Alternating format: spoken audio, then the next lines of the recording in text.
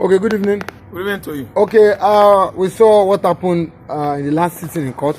Yes. When Amdekanu flawed and disgraced Federal government of Nigeria. Federal government of Nigeria and yes. its lawyer. Their lawyers. Within the trial of trial, yes. Trial within trial rather, yeah. We saw Omotosho award or give in Amdekanu that the video that was played as evidence against Amdekanu was what it was mandated or forced by the DSS. Under duress. Yes, under duress to say what he said. But Amdekanu actually won that and is winding up. Yes. What do you think will happen come June 6th when the next June 6th is an aftermath of what actually happened in the last court appearance. And I'm seeing Mazen Amdekanu's legal team led by Kanu Agabi, coming out in another volatile flying color. The other victory was just a sub-victory. But the next one that should be on this 6th June, 4 days time, is going to be earthquaking, heart-rending. I don't know what to understand. It's going to be a volatile victory because we can see a federal government. We're going to see a disgraced federal government with its lawyers and the testifiers from the DSS department. Mazen Amdekanu was illegally, extrajudicially, abducted from Nairobi, Kenya into Nigeria. That was in 2021, and which is against international charter law, against United Nations charter as well. The federal government of Nigeria has actually breached. They have breached international law, breached local law, breached the Nigerian constitution by violating Mazen Amdekanu's constitutional rights. By what is right? One shouldn't be at least abducted or kidnapped in any other country and be ferried into his own country. It is wrong. It is a violation of someone's rights, and it is a violation of his constitutional rights as well. Nairobi, Kenya is in Eastern Africa. I'm telling you that Kenya doesn't have such treaty or pact with Nigeria to send somebody, extradite somebody, or to go into one of, into another country or allow another country to come into Kenya and abduct its citizen. But Nigeria being a jungle justice country, a country where Fulani Janjaweed has told all of us lies and are still telling all lies, they allow that kind of, abnormality to take place. It is abnormal. You can't go to another country and kidnap your citizen. It is not done. You see that they violated Mazen Amdekanu, and I can see Justice Omotosho led judgment or court, favoring Mazen Amdekanu, because it was obvious that the judgment is going towards the direction of bringing him back, taking him back to Kenya, Nairobi. Very soon, Mazen Amdekanu is going to find himself in Nairobi, Kenya. With appropriate documents, Kenya is going to step into hot fire with Mazen Amdekanu. Of course, you know what the United Nations said. It is extra legal for you to abduct or kidnap, not even arrest. Even if you tender arrest warrant in anywhere in another country, it is not right, because two of you must have had the documented, treaty or agreement leading or preceding to that you can come into my country and abduct your citizen. But such existential law or document is not existing between Nigeria and Kenya. You could only carry that act out in a situation whereby you are having a pact or treaty like that with a particular country. So what I'm trying to say is that Mazen Amdekanu, he has victory on his hand, and you've seen how James Omotosho is at least following the case of Mazen Amdekanu, that the testifiers from Department of DSS are just not giving Nigerians what we needed to hear. The testimonies are falsified. Most of the evidences were brought in as a result of duress. Duress in the sense that they forced Mazen Amdekanu on gunpoint and under torture to say certain things. And we see the gentleman or the young man only top that I did it, but under duress. You can't force me to say something on gunpoint. At the end of the day, you use it against me in the court of law. No, it is called duress, and it's a lacuna of law if allowed by a particular court that someone that someone that was forced by duress to commit an act of illegality is culpable. No, it's a lacuna of law. So you see, lacuna of law playing out again in the sense that Mazi Nnamdi Kanu was freed 2 times during Muhammad Buhari regime, but the court has given order to discharge and acquit him. Federal government of Nigeria actually refused him freedom. It's still a lacuna of law. Why? Federal government of Nigeria is not obeying laws. No, they are not obeying the court. They are swaying justice. So it is a travesty of justice to bring this gentleman every time to court, while at the end of the day, he wins and they don't grant the request of the court. You hold him on gunpoint. So currently, as I'm talking to you, Mazi Nnamdi Kanu is winning, but the court themselves actually knows it by sending Kanu, back to jail again after saying they are free. Why?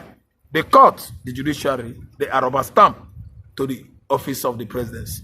And again, jamming it or what actually happened to Mazi Nnamdi Kanu is the same, synonymous, almost simultaneously in Finland and in Nigeria. Both agitators claim victory. Yeah, they clinch on victory because Mazi Nnamdi Kanu was victorious over the Nigerian legal team. Mazi Nnamdi Kanu's legal team, led by Kanu Ogabi, is victorious over the Arimowolo, have you called the name of that legal team of the federal government leader? Arimolowo. Ogabi defeated him in the court of law, which means Mazi Nnamdi Kanu is free. They should leave him. He's free. They're still holding him here because of tribal bigotry. After all, he committed some offense with Igboho. Igboho was allowed to go free. And the defenders of laws and lies are telling us that Igboho was arrested in Cotonou. Freedom fighter is freedom fighter. No matter where you're at. The same offense he committed, the same offense Sunday Igboho committed. Some persons that are professional of bending, rules and regulations are the ones that are inciting that Igboho committed his offense in Togo or Cotonou. No. Freedom fight is freedom fight. Agitation for self-determination or realization are the same all over the world.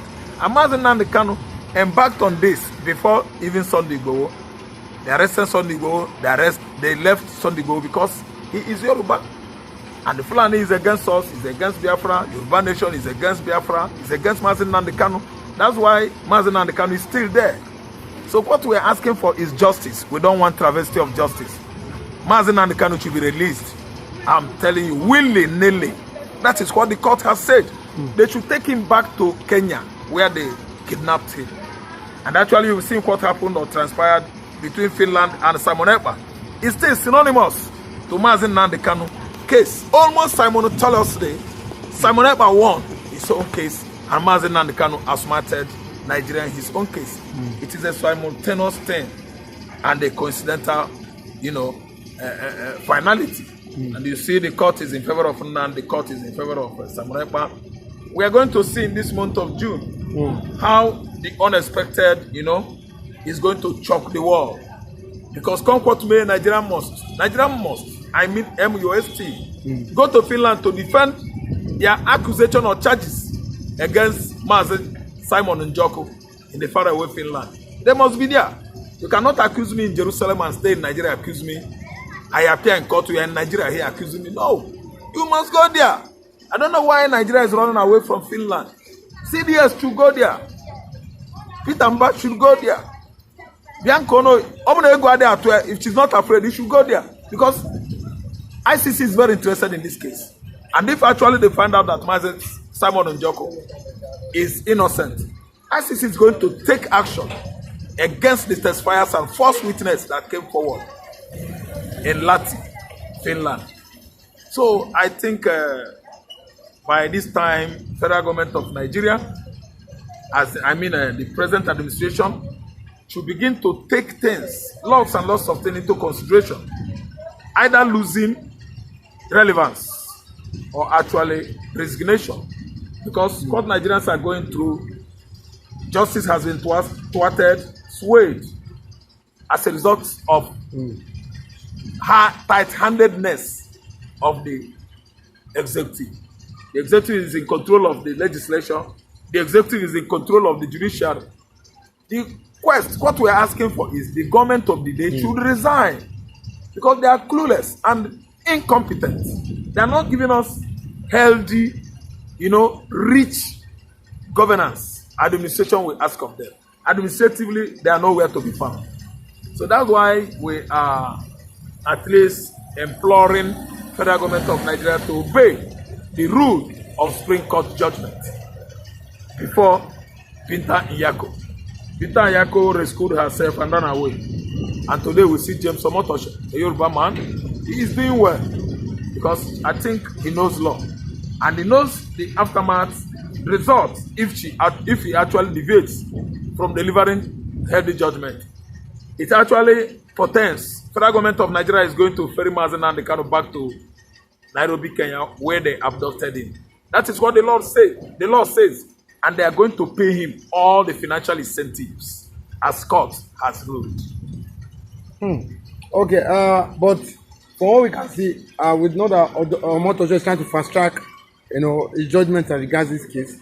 But a lot of people have come out and said that you cannot trust, these Yoruba people. He might be fast tracking it, but he might be acting this way, but and at the same time, he might give a judgment that might not suit the people. But if he actually does this, what do you think will happen? If he does it, I think he will end up in cattle. We will package him the way they are packaging fish. Yoruba can never measure with Igbo. We have never offended any tribe in Nigeria as Igbo man. So if he gives unhealthy judgment, we will package him inside cattle. Omotosho will turn to sardine or gecha. If he gives unhealthy judgment, we are giving him position where he should stay. And that has actually messed up his legal pedigree. A justice is supposed to maintain the law and respect the law by example. You don't need to just rule in favor of a man because you hate his tribe. By the way, tribalism or tribal bigotry is not supposed to be embedded on the department judiciary. Just the judiciary department shouldn't embed injustice, falsified judgment. No. Yes. It is a quote by me. If he tries it and rule wrong against Mazi Nnamdi Kanu, we will package him inside carton and put him in a position where he belongs. I said it. You can never frustrate justice for sake of man. Justice and man are not same. What we are asking in any strife or aggression or incursion is what? Justice and peace.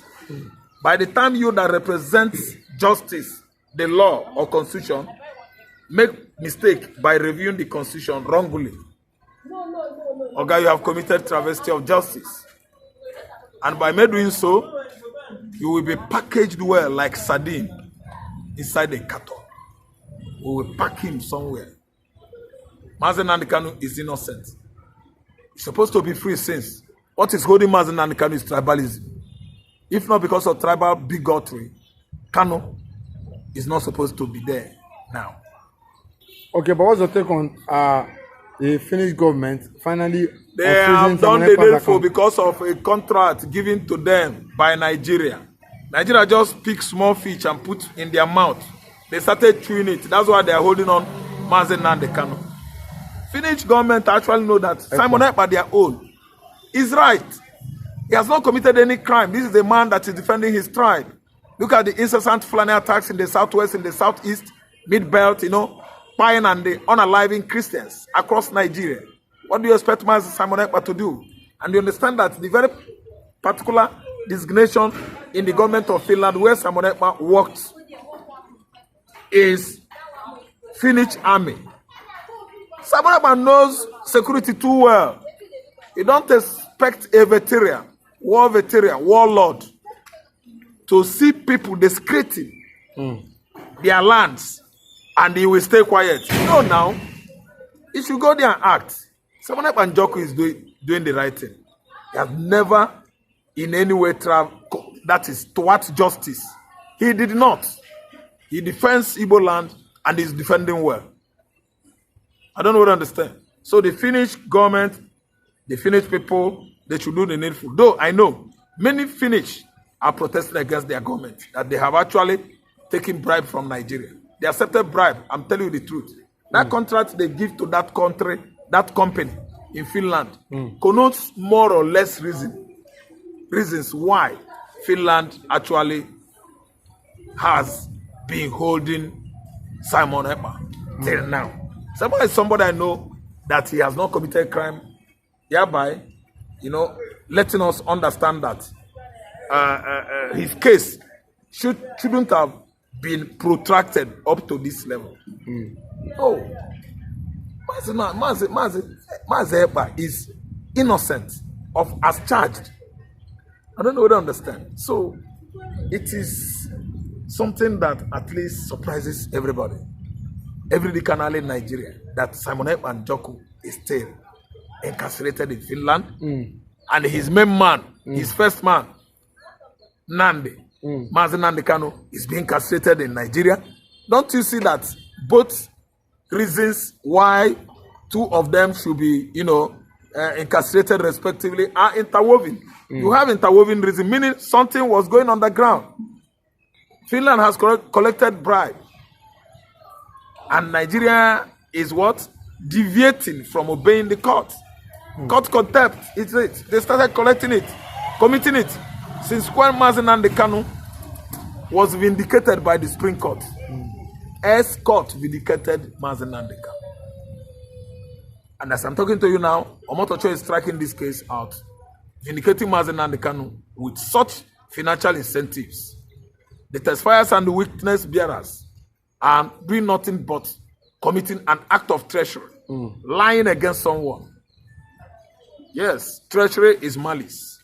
Treachery is false accusation. We once read about treachery in the book of Daniel, a situation whereby Daniel was accused by a man of a crime he did not do. So the king, after querying the authority of Daniel, or audacity of Daniel, he has to cast him into the lion den.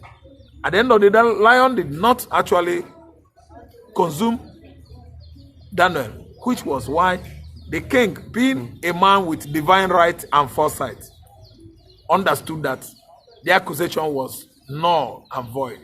Daniel did not commit it. On casting the treacherous man into the lion den, his leg could not touch on the ground. The lion grabbed him and ate him. Lion and Daniel. Daniel in the den of lion is no longer history. It's in the Bible. So what am I trying to say?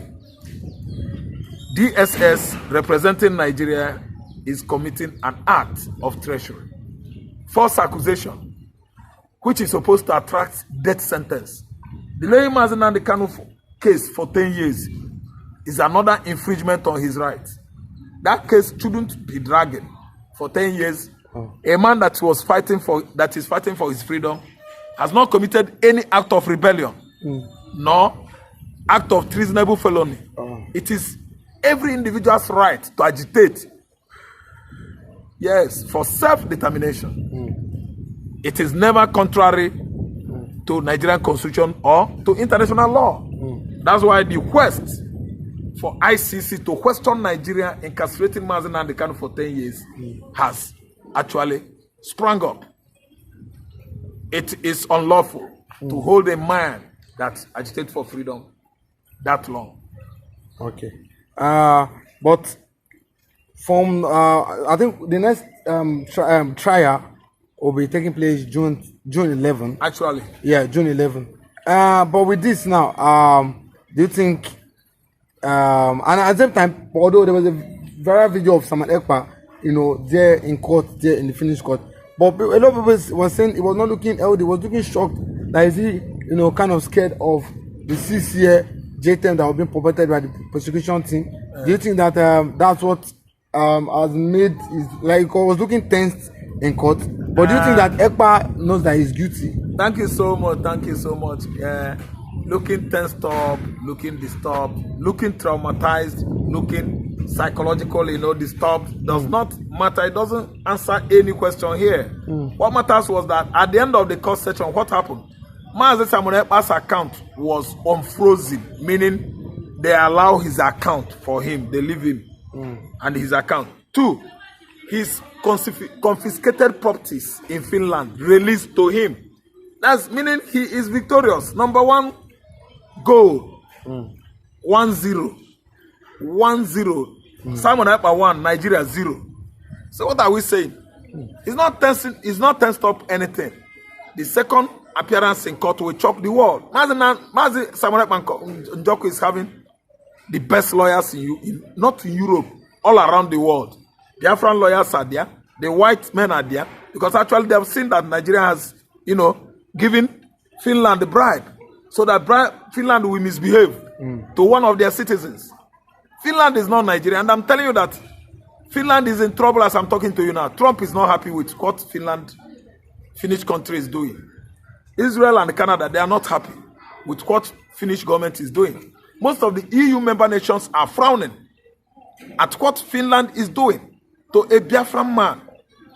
We did not ever suspect Finland to be this deceptive. But I thank God that all their trace, bribery collected by Finland has actually been exposed, which is why Vevgerd is, campaigning all over the world for the kind of injustice meted out of Simon Ekpa in Finland. I think it's the right time things politically change in Europe, because we've seen that Mazi Simon Ekpa Njoko has not in any way contravened Finland law or international law. He is still doing what he's doing within freedom fights. It is every individual's right to agitate for self-realization or determination. Same thing Mazi Nnamdi was doing, same thing Igboho was doing, and actually with Simon Ekpa. So I believe, I'm of the opinion that very soon we are going to see Simon Ekpa outsmarting Finland legally. Likewise, Mazi Nnamdi, his legal team are coming out in flying color very soon, thereby compelling or propelling Omotosho to strike all the accusation leveled against Mazi Nnamdi out. He's going to strike out all those charges. I think I have to pause here. When we come tomorrow, we will continue again. But one thing you should bear in mind is subscribe from my channel.